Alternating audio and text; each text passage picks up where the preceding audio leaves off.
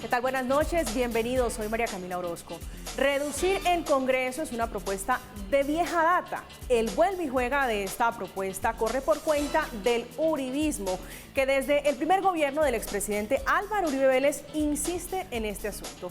Como ya es sabido, no hay buen clima político frente a la propuesta para reducir a la mitad del número de congresistas, es decir, que el Senado tendría 66 miembros y la Cámara de Representantes 69 para un total de 135 congresistas y no de 280 como tiene actualmente. Pero también vamos a hablar en la noche de hoy de la controversia política alrededor de las 16 curules para la paz en la Cámara de Representantes que revivieron con el aval de la Corte Constitucional y el Consejo de Estado. Bienvenidos, entramos en Zona Franca.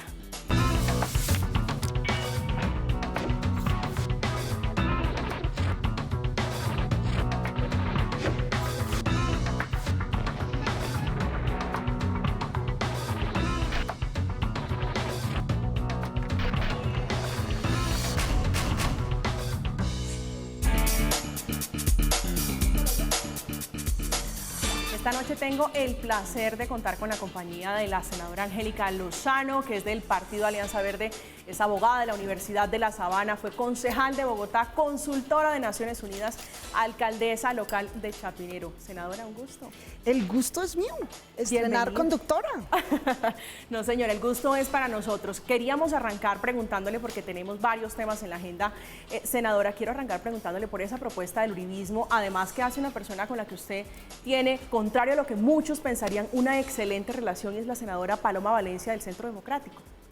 Sí, somos colegas de la misma comisión y creemos que la otra está rotundamente equivocada, pero con respeto discutimos y logramos debates y construir en la comisión. El proyecto que acabas de explicar no tiene ni pies ni cabeza, es completamente inviable, o sea, en el tiempo no va a pasar, eso es una típica agitación de campaña para emocionar a la gente, para indignarla, pero no va a prosperar. Y además es inconveniente, inviable e inconveniente. Pensar que un país de 50 millones de personas como el nuestro va a ser mejor si el Congreso tiene 122 personas, chiquitico, es un peligro para la democracia. Es más fácil que se lo tomen, lo dominen. Eso es lo primero que hizo en Perú Fujimori, por ejemplo, reducir el Congreso, además de volverlo unicameral, y ese Congreso de Perú no es mejor que el de Colombia. Entonces yo creo que es una propuesta completamente equivocada y que además la presentan ahorita en año de campaña y no tiene cómo prosperar. Llama la atención justamente eso, le queda muy poco no solamente al Congreso, sino al partido de gobierno en la presidencia de la República, me refiero concretamente, pues como ya he sabido, al presidente Iván Duque. ¿Por qué se trae a colación cuando falta tan poco tiempo una propuesta como esta, que no es nueva, decíamos, ha sido una de las banderas del uribismo? No sé, será como dice Uribe, por los boticos, hijita, y cosas del 22 y para agitar. Pero yo creo que no ganamos nada quemando tiempo del Congreso y de la deliberación pública en un proyecto inútil e inviable, típico para la galería. ¿Qué quiere decir eso? Como para emocionar a la gente, como claro, maldito, cierren, lo reduzcan el Congreso. Pero eso es una trampa democrática, porque en realidad se necesita es mejor representación. El Congreso tiene 1000 problemas, 1000, todos los defectos, pero necesitamos es mejorar la representación, que la gente, los ciudadanos sepan en su departamento, en su capital, quiénes lo representan, que exija una rendición de cuentas, que se le ponga tate quieto a la reelección. Nosotros creemos y defendemos que va a haber un límite de periodos. Nadie es eterno en el mundo que sea una canción, que no sea un congresista o un electo. Creemos que se necesita un tiempo para lograr, digamos, madurar, aportar, pero también para irse y generar relevos. Ya vamos a hablar justamente de eso, de los tiempos en el Congreso, porque hay casas políticas, como es bien sabido, que se perpetúan en el poder y es como si fuera una herencia familiar, se van rotando las curules. Pero quiero preguntarle, porque usted menciona dos palabras claves que son inviable e inconveniente, pero le agrega además populista. Pero desde el Congreso de la República siempre escuchamos, se lo digo con todo el respeto y el cariño, propuestas populistas para la galería, para saciar justamente el deseo de las masas de escuchar lo que quieren escuchar. Y ese no es el Congreso que necesita el país. Avivar esas masas y agitar emociones e indignación da emociones y da likes en redes, pero no resuelve los problemas.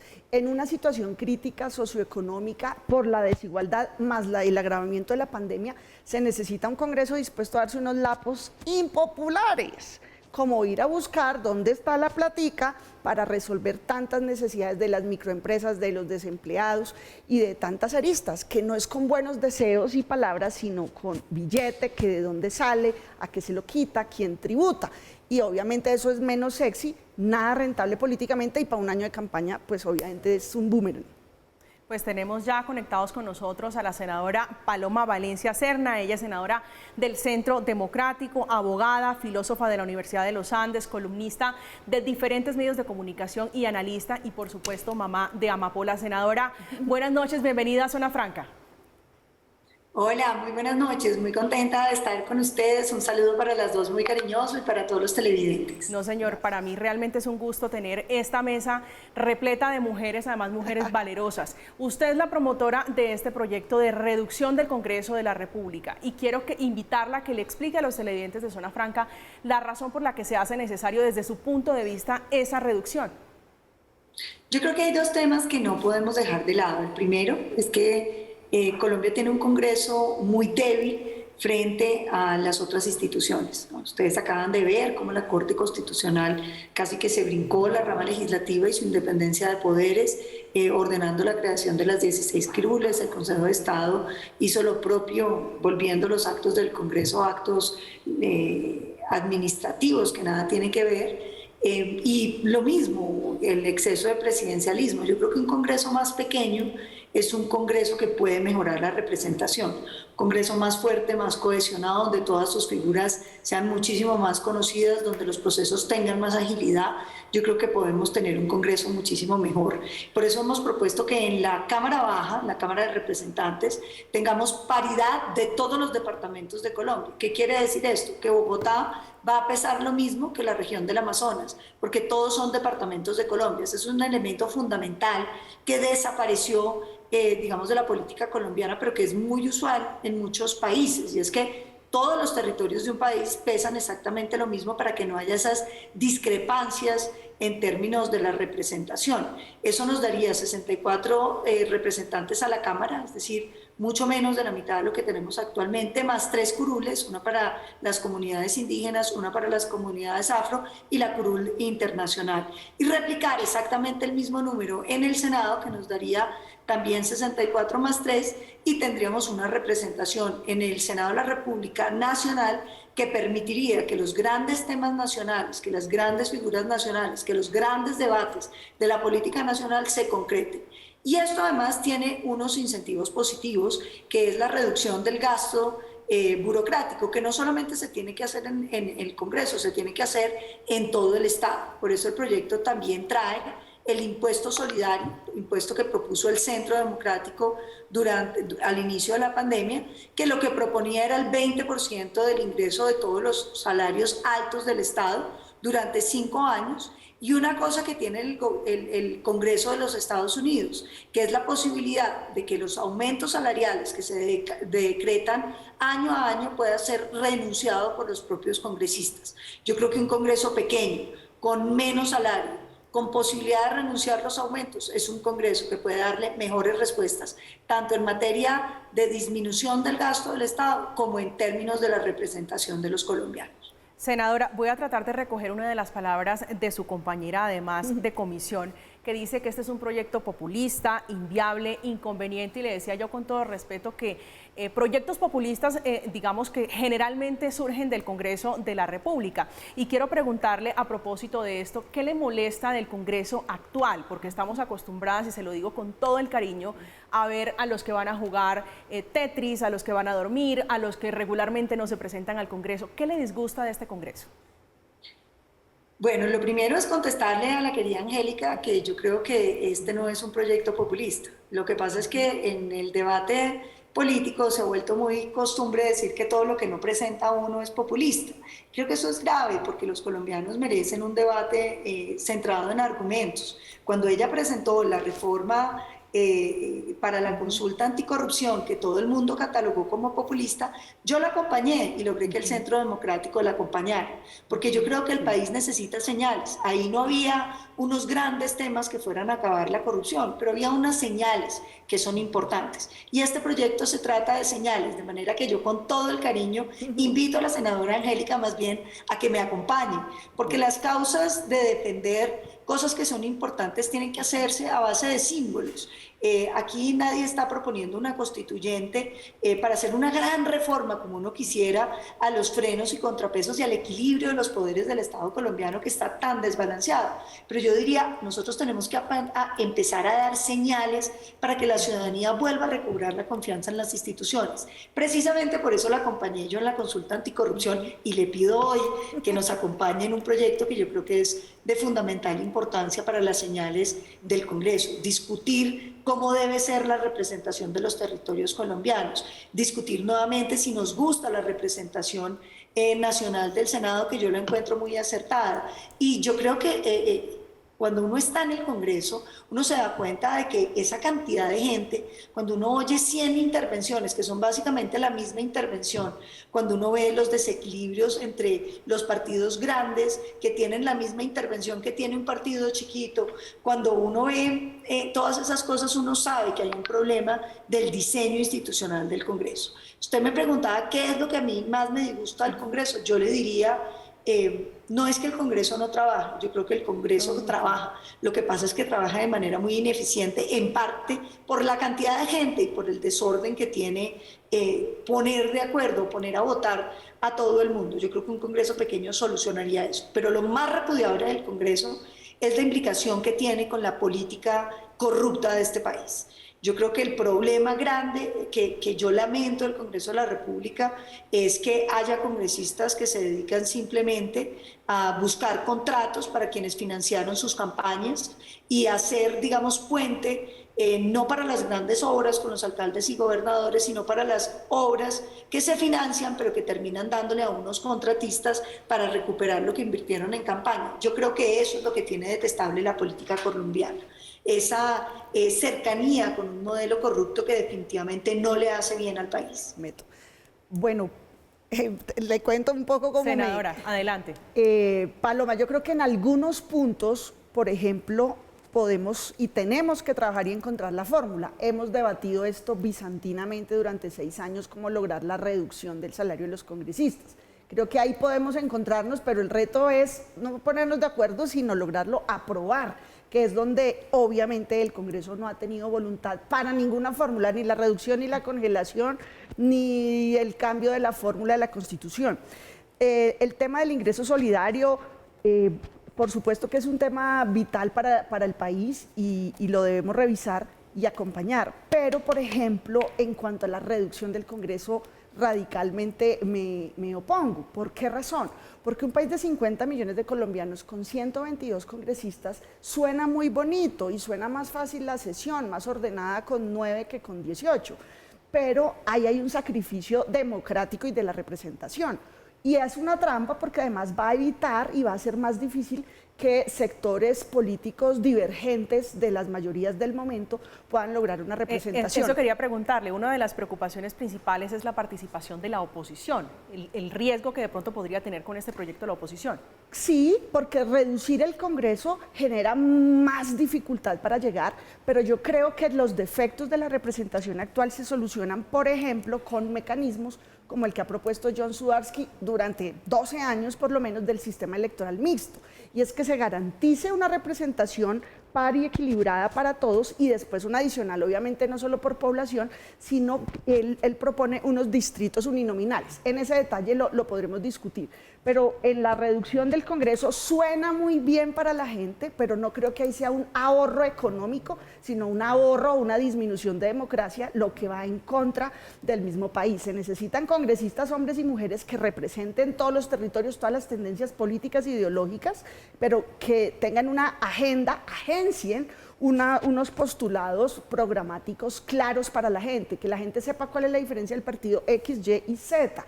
Eso pasa por este diseño institucional que tiene muchas debilidades, los controles, las calidades del trabajo, del mismo control político, pero no por la reducción. En eso no nos vamos a poner de acuerdo, pero en otros temas, como lograr efectivamente la reducción del salario de los congresistas, es algo que se va a lograr después de tantos años de insistencia. Senadora Paloma, tal vez una pregunta relacionada con ese sentir de la gente cuando uno sale y recorre las calles, y es que muchos de los que están en este momento teniendo representación en el Congreso de la República van a regiones, y le pongo el caso de La Guajira, que es mi departamento, simplemente en época electoral a buscar los votos, pero después de eso desaparecen, aparecen en 4 años buscando votos. Ese proyecto, tal vez, y se lo pregunto por la inquietud de la gente, si tiene ese propósito, evitar que muchas veces simplemente se utilicen regiones con ese sentido de votos, de llegar a conseguir esa posición de poder, pero no para llevar progreso a las regiones, que debería ser el propósito.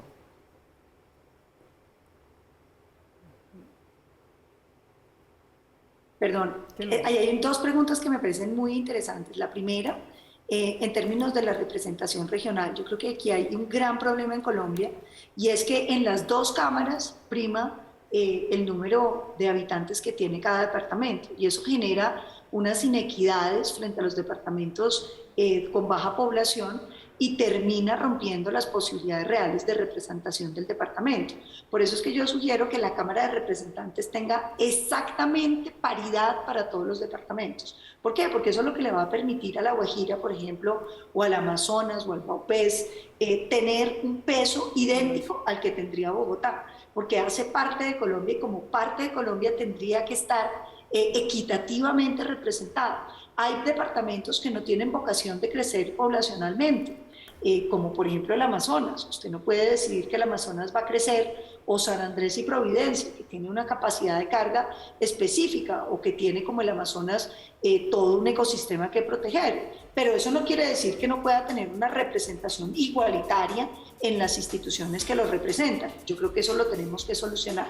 El segundo tema, el voto nacional y la representación de los departamentos. Yo creo que hay varias cosas que uno tendría que aclarar. Lo primero es si nosotros queremos congresistas para que se dediquen a ser intermediarios de las obras de los gobernadores y los alcaldes. Creo que esa es una función que cumplen los congresistas, o que cumplimos los congresistas, pero que cada vez más debería pasar a ser una función propia de los alcaldes y gobernadores. ¿En qué sentido? Yo siempre he insistido en que nosotros tenemos que volver a pensar cómo que el presupuesto nacional llegue a unas partidas mucho más bajas, es decir, que sepamos más qué se va a invertir en cada departamento a través del Congreso, y que las partidas queden absolutamente claras, y que incluso los congresistas tengan iniciativa en qué se va a gastar la plata. Pero otra cosa que yo creo que es importante es entender que los congresistas no se limitan a ser intermediarios de los intereses regionales, son también intermediarios de intereses nacionales.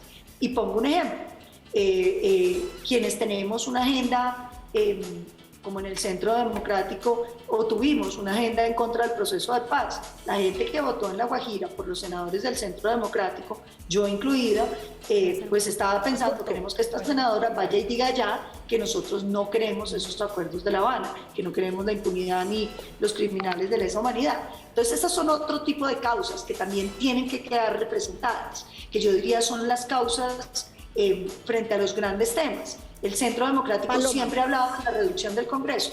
La persona que haya votado por el Centro Democrático en La Guajira estará pensando, me parece muy bien que el Centro Democrático, en cabeza de la senadora Paloma, esté radicando temas que no son propiamente de La Guajira, que son nacionales, pero que me representan.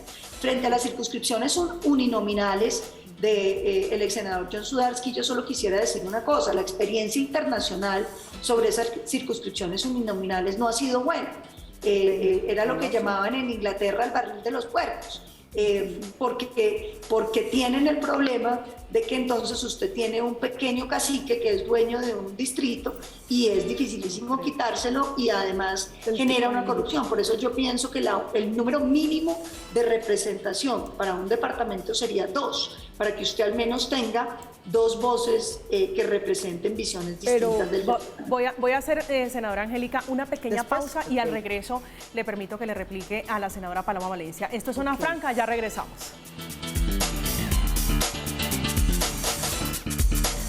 Seguimos, esto es Zona Franca, estamos hablando justamente de la reducción del Congreso. Esta es una propuesta del partido de gobierno, del Centro Democrático. Senadora Angélica Lozano, usted la dejé en punta, quería replicarle a su compañera. Varios comentarios, Paloma, y a los televidentes. Hoy en la Cámara de Representantes, cada departamento tiene mínimo 2, ninguno tiene menos de 2. Arauca, Guaviare, Guainía, Amazonas, así tenga poquitos habitantes o menos habitantes que otros. El modelo que explica Paloma funciona en el Senado de Estados Unidos. 50 estados y 2 senadores por estado, y allá el voto es solo en ese estado, no es nacional como el nuestro. Pero la fórmula que estás defendiendo es que así sea tanto en Senado como en Cámara, únicamente 2 por la respectiva o 2 por Cámara, que a mí me parece, y quiero como redondear un poquito, complicado, porque todos los territorios tienen que tener representación, voz, voto y una agenda real de inclusión y desarrollo, así sea de pocos habitantes o de muchos habitantes. Pero es problemático que, por ejemplo, a Antioquia o el Valle, que tienen 8 o 6 millones de habitantes, o Bogotá, que tiene 8 millones de habitantes, tenga exactamente la misma representación que Amazonas o que Vaupés. Tiene todo un sentido democrático la proporcionalidad.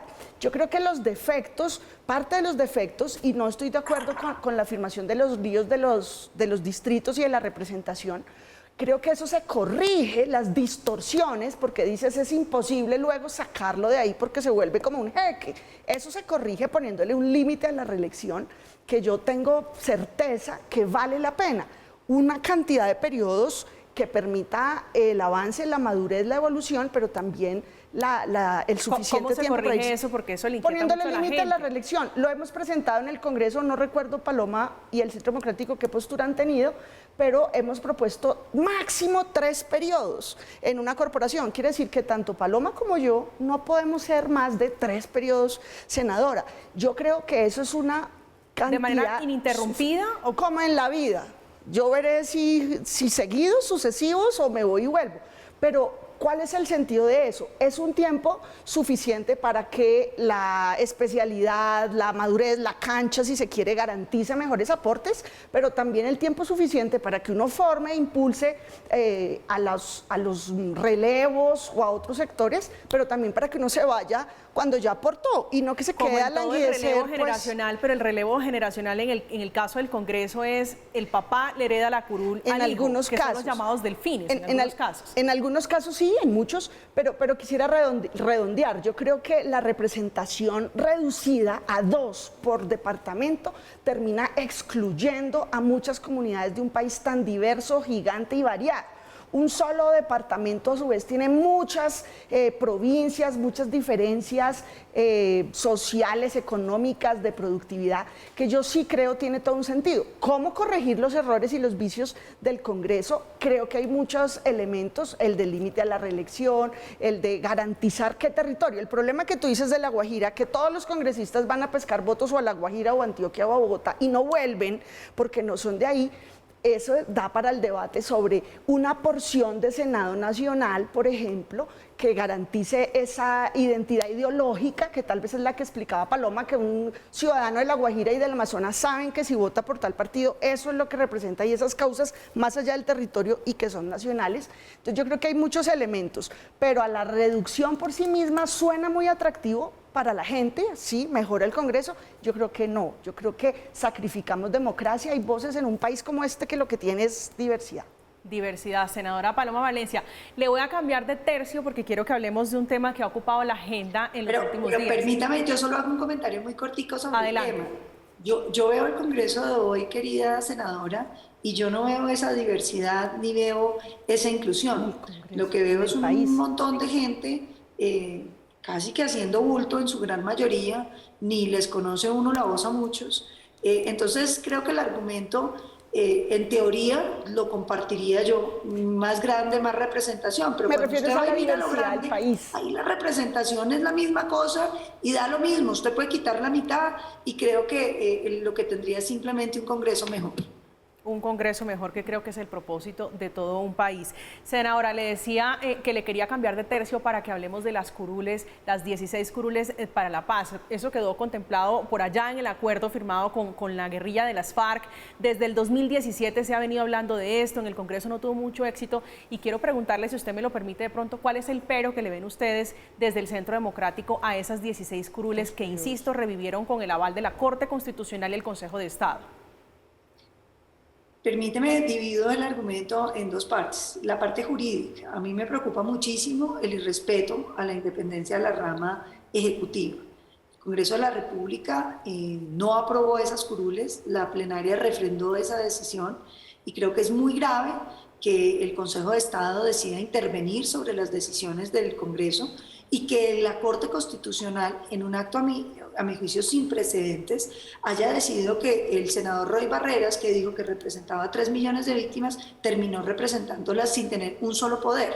Entonces yo creo que jurídicamente la decisión no se sostiene. Pero lo que me parece más grave es que las Cortes estén optando por tomar las decisiones políticas del país, que no les corresponden. Ellos deben aplicar la ley y deberían aplicar la ley. Un país que tiene 97% de impunidad, un país que un proceso se demora 5 y 7 años, pues deberían estar trabajando en eso y en mejorar esos estándares. Pero han decidido meterse en la política y me parece muy grave porque están rompiendo el equilibrio de poderes. ¿Me permites ahí, antes de pasar al fondo? Perfecto, discutamos ese punto. Ese punto. ¿Cuál es la otra cara de la moneda o la mirada que yo defiendo a la luz de los hechos? En los comerciales estábamos hablando con nuestra conductora sobre el ñoño Elías, sobre Musa Besaile. ¿Qué tiene que ver? Resulta que el Senado del periodo pasado tenía 52 integrantes, pero había 3 presos por corrupción: ñoño, Musa y Ashton. No sé, Paloma, si había un cuarto, tengo certeza de esos 3. ¿Qué tiene que ver? Que ya no son 52, sino 49, porque hay 3 presos y la Constitución ordena la silla vacía por los delitos que esos señores cometieron contra el Estado. La decisión, cuando son 52 y 49, cambia el quórum, baja. ¿Dónde estuvo esta discrepancia? Las Cortes sí están respetando la separación de poderes, sí están defendiendo, respetando la decisión. ¿Qué pasó? Que en el Senado hicieron las cuentas como si fueran 52. No, es que son 49, hay 3 presos. Sí se alcanzó la mayoría para la decisión, para la aprobación del proyecto. Entonces, eso es lo que las 2 Cortes desenredaron y dijeron: un momentico, 52 no es lo mismo que 49, esto está amplio. Para poner en contexto a los televidentes de Zona Franca, lo que está explicando la senadora Angélica Lozano es esa, de pronto, malinterpretación, si se lo entiendo de esa manera, en el número de votos que se necesitaban para que fueran aprobadas en el Congreso. Senadora, senadora Paloma Valencia, usted dice se está violando el equilibrio de poderes, las Cortes se están metiendo donde no tienen que meter las narices, y tal vez quiero preguntarle por ese ejemplo que usted pone del senador Roy Barreras, ¿cómo cree usted que, dado esto, porque además el gobierno no tiene, el Ejecutivo no tiene otra alternativa que promulgarlo y ya ha dicho lo vamos a promulgar, cómo se puede garantizar la representación de las víctimas del conflicto armado bajo este presupuesto de 16 curules? Este es un proyecto que lo critiqué desde el momento en que llegó y nosotros hicimos una propuesta. Si se quieren curules para las víctimas, lo lógico es que todas las víctimas puedan votar. Y todas las víctimas significa aquellas que están por todo Colombia, que están en el Registro Nacional de Víctimas y que podrían ser candidatos y que podrían ser electores. Lo mismo que yo considero que los miembros de la fuerza pública que fueron víctimas de los delitos de lesa humanidad, por ejemplo, cuando usted piensa en los generales o los sargentos que fueron secuestrados 8 y 12 años y 16 años, pues cómo no van a poder ser tratados como víctimas y poder aspirar y participar en esas curules. Sin embargo, eso no fue lo que se hizo. Hoy se hizo un proyecto que segrega las víctimas, porque le dice a las víctimas de las FARC que si quieren participar en estas elecciones, les toca irse a vivir donde están las disidencias de las FARC, donde está el ELN. Entonces me parece que es muy complicado porque evidentemente lo que hace es restringir la posibilidad de que las víctimas de las FARC puedan realmente tomar parte en estas curules, porque en los territorios, Colombia tiene 1022 municipios, los territorios donde van a ser las curules son 167. En esos territorios faltan 5 millones de víctimas que son desplazados y que un 80% viven en capitales y capitales, ciudades intermedias de Colombia. Entonces, 5 millones de víctimas colombianas ya de plano quedaron excluidas. Pero la pregunta que sigue es, supóngase que una víctima de las FARC quisiera aspirar a estas curules. Le toca devolverse a un territorio donde hoy es hegemónico el narcotráfico, las disidencias de las FARC, el ELN, y donde les doy 2 cifras que son impresionantes. Este año se han perpetrado el 52% de los atentados contra líderes sociales. Y si usted quiere ver la cifra consolidada desde el 2016, se encuentra con que el 71% de los atentados contra líderes sociales se dan en estos municipios. Entonces yo no entiendo cómo una víctima de las FARC va a poder participar. A mí me parece que este es un proyecto para excluir las víctimas de las FARC y para negarles la voz que les habían prometido. Estamos conversando con la senadora Paloma Valencia, la senadora Angélica Lozano. Vamos a hacer una segunda pequeña pausa, pero ya regresamos para que sigamos hablando justamente de este tema que ha ocupado la agenda, las curules, 16 curules para la paz. Esto es Zona Franca, ya regresamos.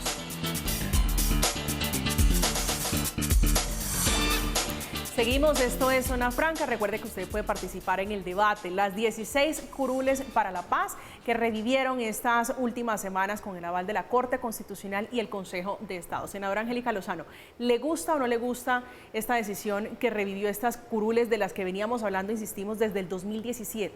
Sí me gusta porque es transitoria, dura 2 periodos.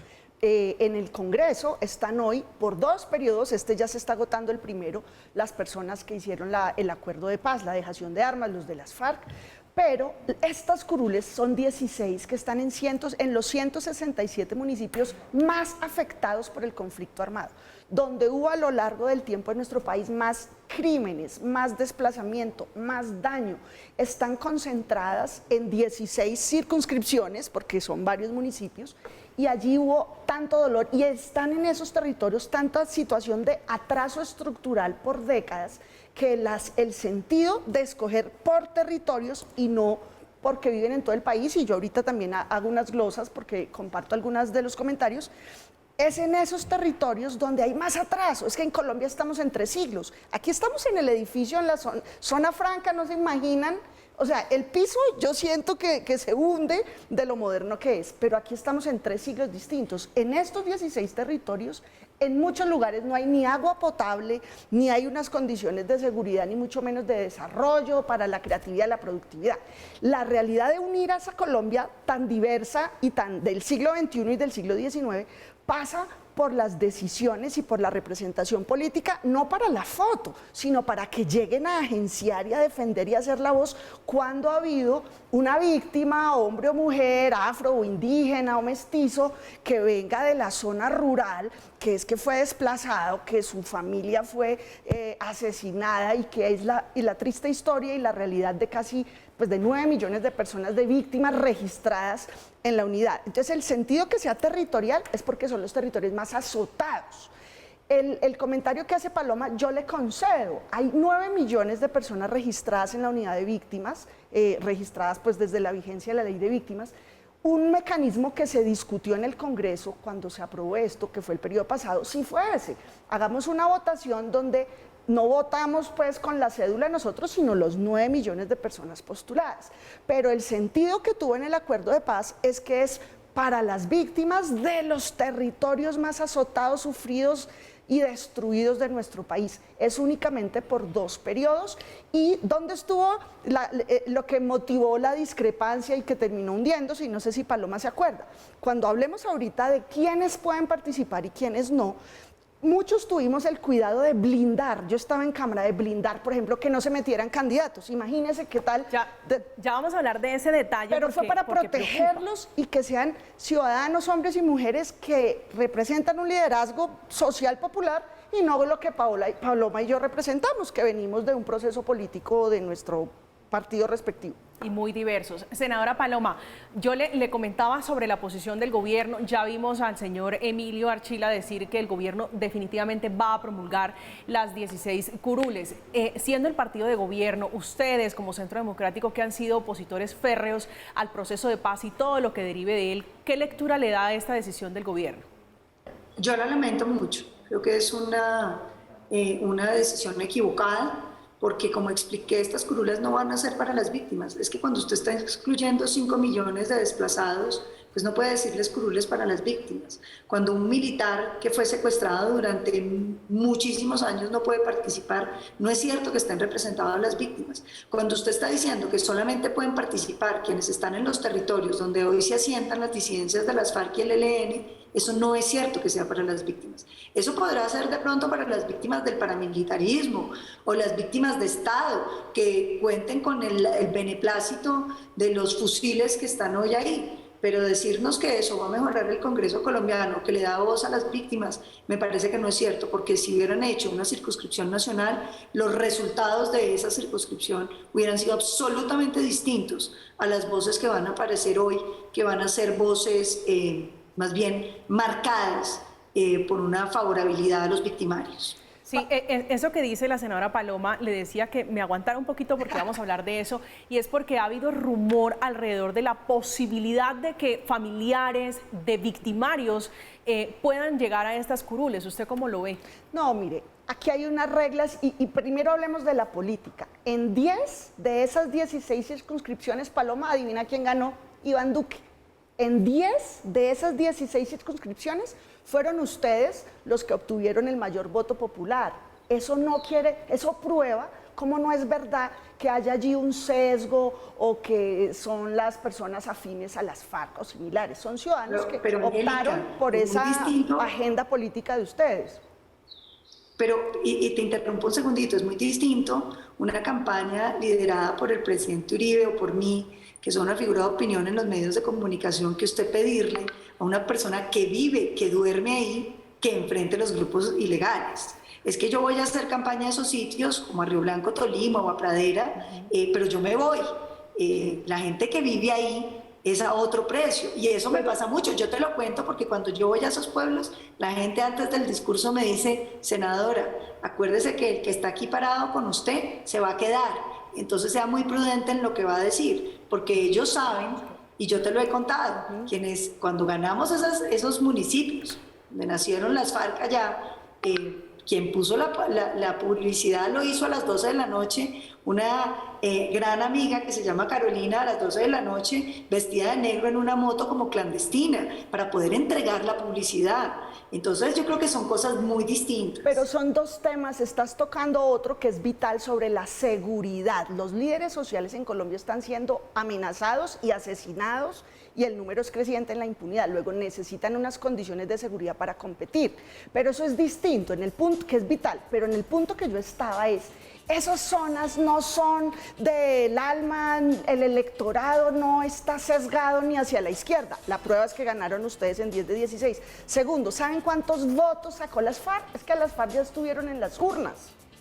Las FARC total, como partido político, lista cerrada en todo el país se sacó 52.000 votos. En estos territorios de las 16 curules se sacó 3.000, Paloma.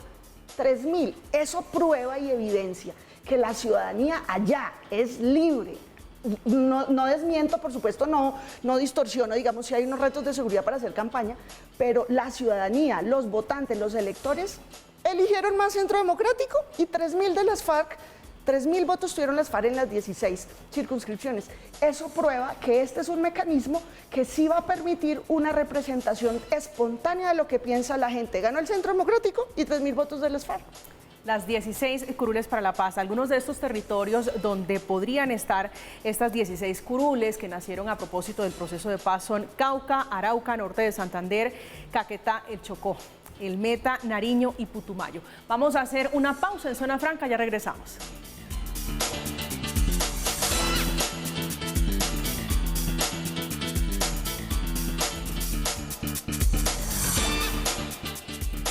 Seguimos en Zona Franca, estamos acá conversando tras bambalinas, por supuesto, de este tema que nos ocupa hoy la senadora Angélica Lozano.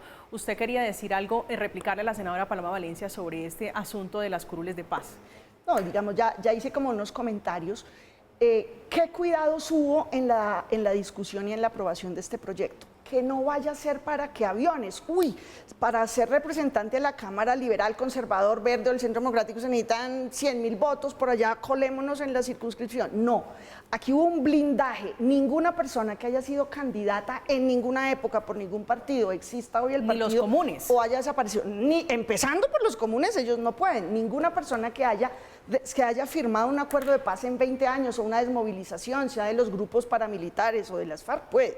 Pero además, un candidato liberal en el año 86, de malas, no puede. Esto no es para que los partidos copemos y nos tomemos esos espacios. Son para quienes pueden postular. En el tarjetón no va a haber logos de partidos, van a ser organizaciones campesinas, sociales, indígenas, afro, étnicas, organizaciones comunitarias, organizaciones de víctimas. No es que, uy, yo hoy me voy a hacer de víctima y me voy a registrar. No, no, no, tiene que tener una antigüedad, por lo menos 3 años antes allí. Ay, esta organización, una ONG que inscriba. ¿Y quién certifica esas ONGs? Porque años. En el país, y digo con todo el respeto, porque hay personas que defienden estas organizaciones, pero alrededor de las organizaciones defensoras de derechos humanos y de representación de víctimas, siempre ha sido polémico. ¿Quién va a garantizar que esas organizaciones realmente acrediten a las personas realmente víctimas del conflicto? Tienen que estar constituidas formalmente mínimo 5 años antes de la elección. O sea, ahorita camine a la Cámara de Comercio y creemos una, no se puede. 5 años antes. Eso es un blindaje y un registro formal. Por supuesto, esto amerita y necesitamos impulsar veedurías con los órganos de control, con las personerías que son a nivel local, o por supuesto como lo determine la organización electoral, para verificar eso. Pero, por ejemplo, esas 2 salvedades ya blindan. Nunca candidato, no partido, residente o nacido allí, y una organización constituida con mucha anticipación y antigüedad que no permite pues que se arme para coparlas. Senadora Paloma Valencia, le decía yo y quiero recalcar sobre el mensaje del gobierno, y es que va a promulgar estas 16 curules sí o sí por orden del Consejo de Estado y de la Corte Constitucional. Usted ha dicho, no me gusta, no lo comparto, y le toca un tema que es de sus afectos, porque lo veníamos hablando al comienzo, y es la reducción del Congreso. Cuando usted está planteando reducción del Congreso, 16 curules para la paz, ¿cómo le suenan?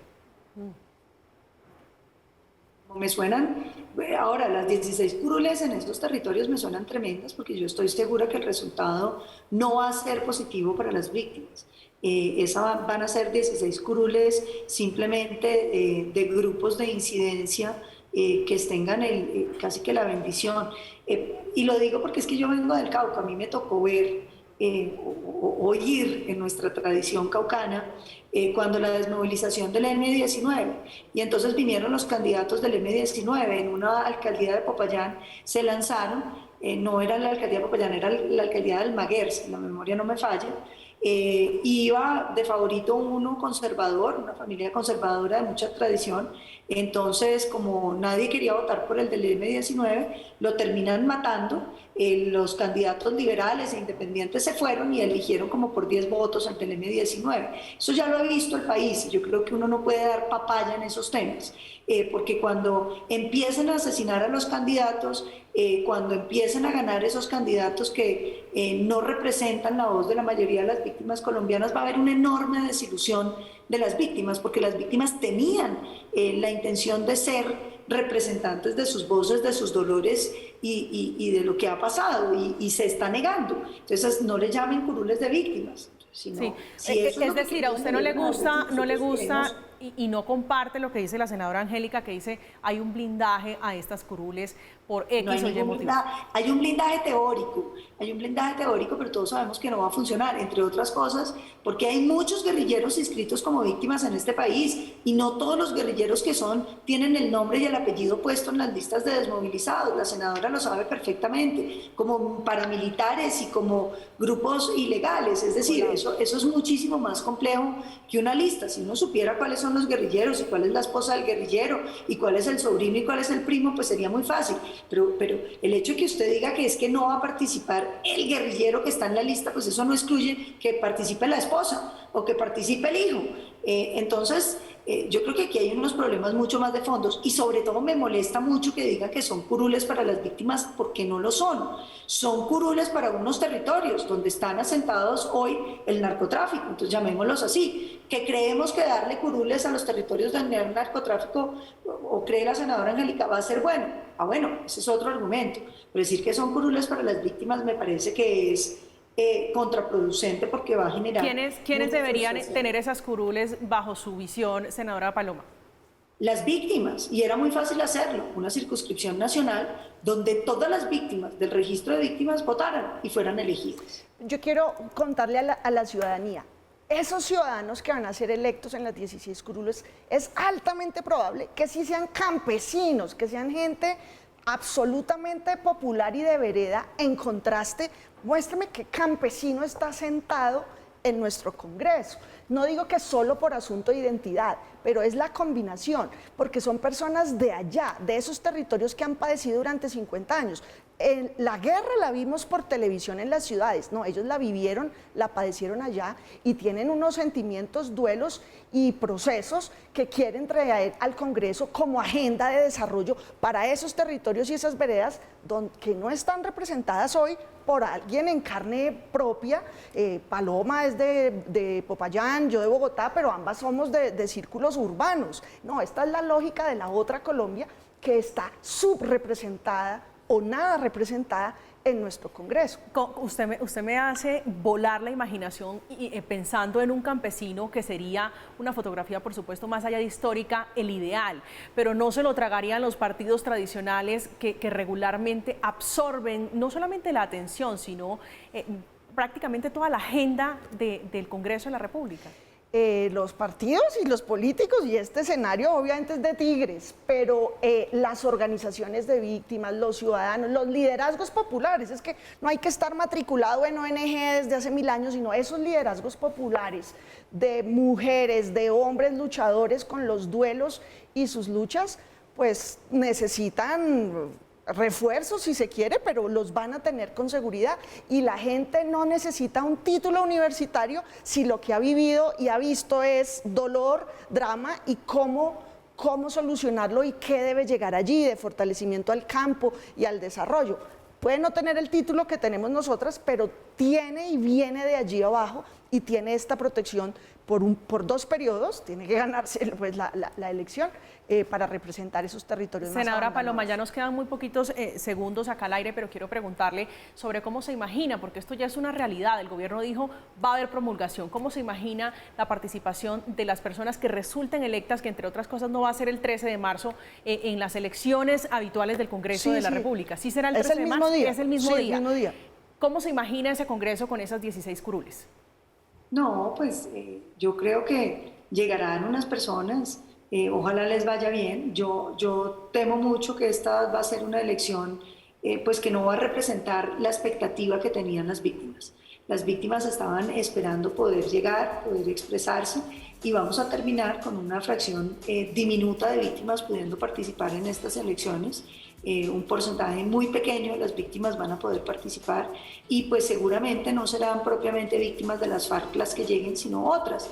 Y eso va a generar pues una enorme inconformidad en las víctimas, pero yo disiento de lo que dice Angélica. Yo en cambio en el Congreso veo representación de todo tipo. Ahí conozco mucha gente que viene de un origen campesino muy sencillo y que han hecho su carrera política en los partidos. Esa era otra de las cosas que a mí me preocupaba. Yo no entiendo por qué hablamos de la crisis de los partidos y nos encargamos todo el tiempo de agravarla. Yo creo que los partidos deben participar y deben hacerse responsables y deben crecer figuras y deben tratar de sacar la gente que puede representar. Hacer un líder es difícil, ojalá todo el mundo